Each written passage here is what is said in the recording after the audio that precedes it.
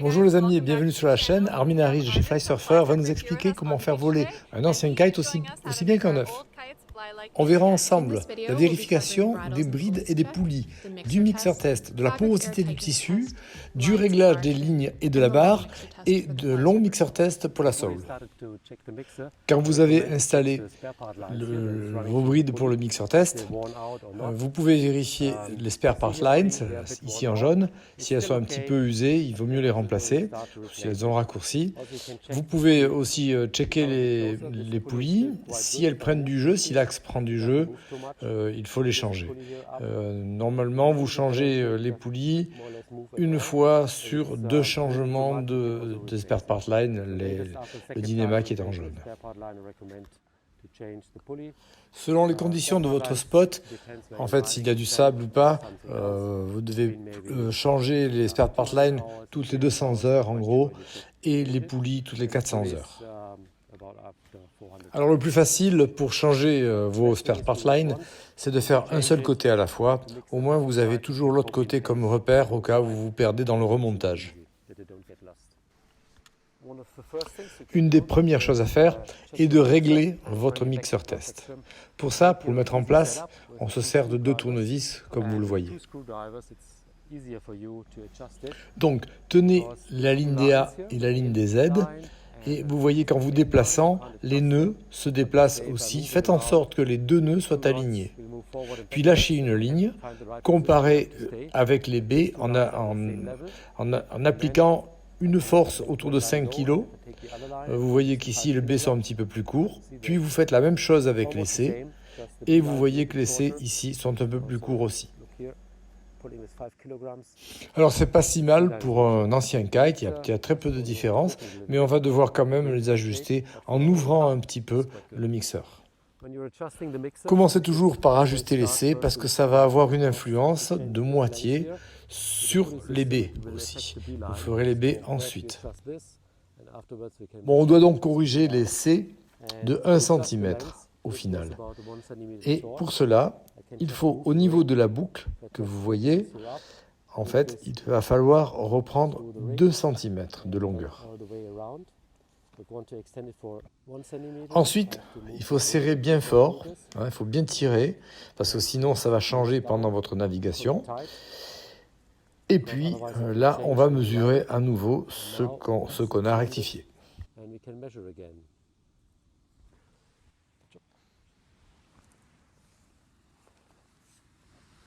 On reprend la même position, A et Z. On reprend la ligne, on laisse tomber les Z, on reprend la ligne des C. On compare, et puis, celle-là, finalement, j'ai repris trop.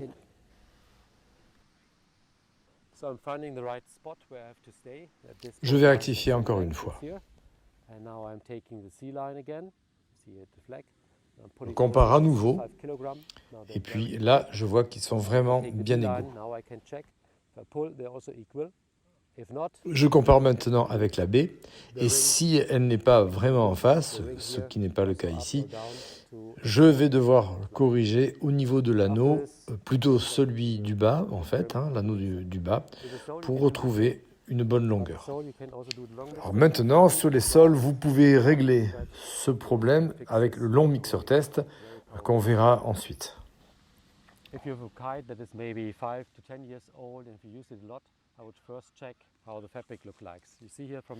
Le tissu d'un kite vieillit aussi. Alors là, vous pouvez voir que le blanc a un petit peu passé, il a changé un petit peu, il s'est terni. Mais ce qui est encore plus important, ce qu'on va vérifier, c'est la porosité du kite.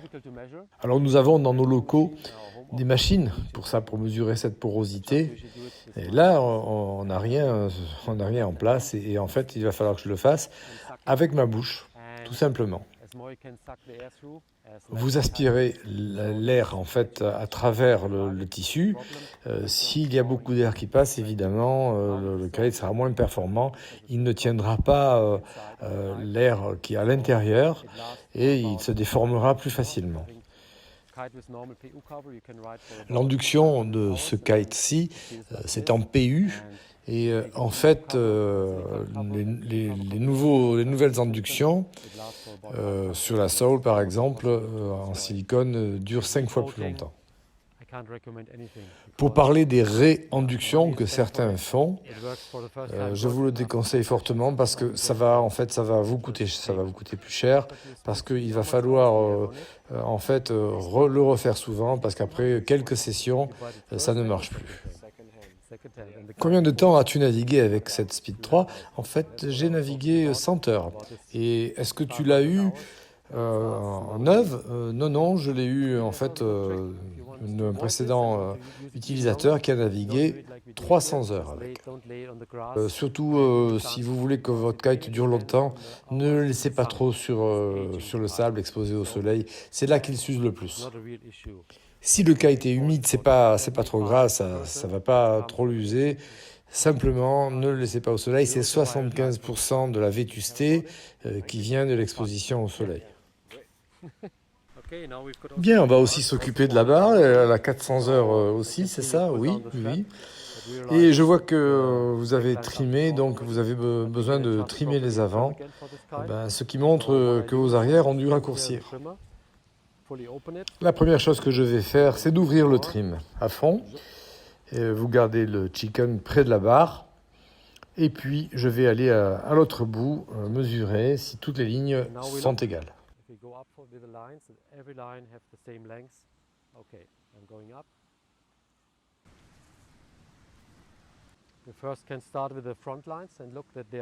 On exerce une certaine tension, toujours l'histoire des 5 kilos. Et puis là, on voit qu'il y a une ligne qui est un petit peu plus courte que l'autre, d'1 centimètre. C'est vraiment pas grand-chose pour un kite qui a 400 heures.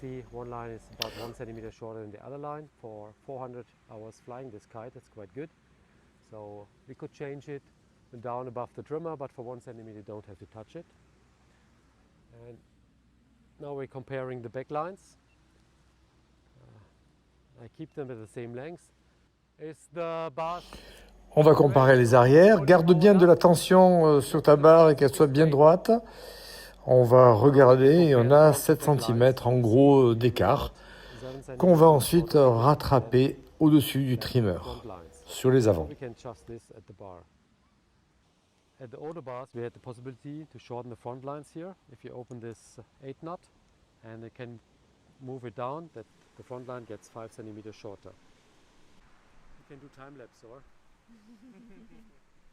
Sur les nouvelles barres, en fait, ça se fait sur les arrières, à l'intérieur des flotteurs de la barre. On change, on a des nœuds, une échelle de nœuds pour régler les arrières, pour les allonger un petit peu. Yeah, this kite is quite free, so it's fine. Otherwise, untwisted and reconnected. On vérifie aussi que les avants ne sont pas twistés, qu'il n'y a pas de nœuds. Et puis, on vérifie l'état des lignes. Celles-là ont l'air quand même pas mal pour des lignes qui ont cet âge.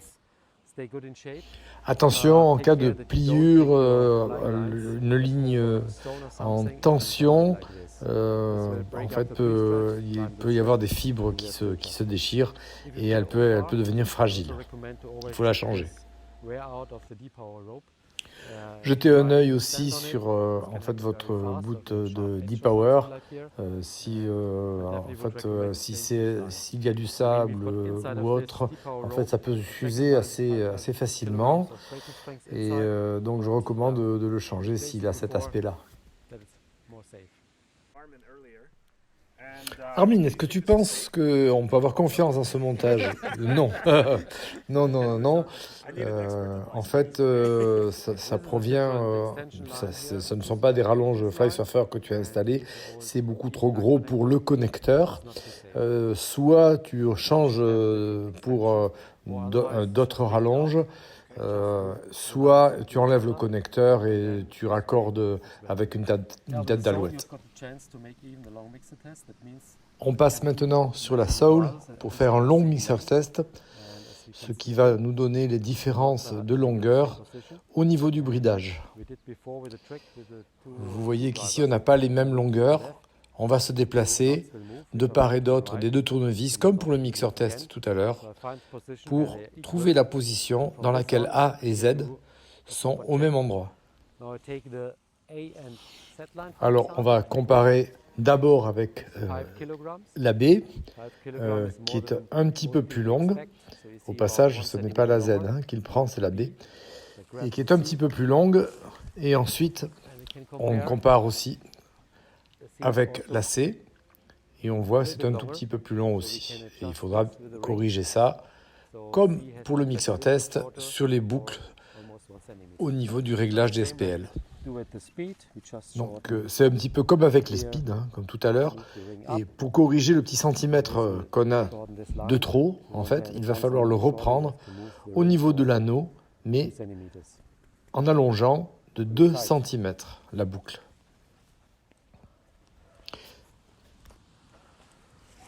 Comme tout à l'heure, il faut bien retendre les nœuds pour pas qu'il y ait de différence ensuite en navigation, que ça se retende ensuite. Et puis, on retourne à nos réglages de A et Z pour les mettre au même niveau avec les tournevis. Puis, on prend le C et on applique les 5 kg de tension. Et là, on voit que c'est pas pareil si on applique les 5 kg de tension que si on ne les applique pas. Donc, il faut bien faire attention à bien tendre vos lignes avec 5 kg de tension pour pouvoir les comparer. Et on va faire ensuite pareil avec les B. On se retrouve avec des B qui sont trop longs, de 1,5 cm. Et on va devoir ouvrir de 2 fois plus, donc de 3 cm. On va devoir ouvrir la boucle pour diminuer la longueur des B. On resserre bien les nœuds. On reprend notre B. Et puis on vérifie qu'il est bien égal en appliquant 5 kg de tension. Ça a l'air satisfaisant. Donc Armin, si je comprends bien, le mixeur test normal va modifier le long mixeur test. Oui, en fait, sur la sole, tu n'as besoin de faire que le long mixeur test. Ça inclut à la fois le mixeur et les brides. Si tu ne fais que le mixeur test court, tu ne modifies pas la longueur du bridage. Voilà. Et donc sur une sole, c'est quand même beaucoup mieux de faire juste le long mixeur test. Ça reprend la globalité du réglage et là, elle volera mieux. Thank you, Armin, for all your useful tips. And yeah, guys, make sure you keep your kite in tune and in good shape, and hopefully it'll fly for many. Bon, voilà, c'est fini. Eh bien, essayez de garder les bons réglages sur votre kite pour qu'il vous dure le plus longtemps possible. Merci d'avoir regardé et puis à bientôt. Au revoir. Bye.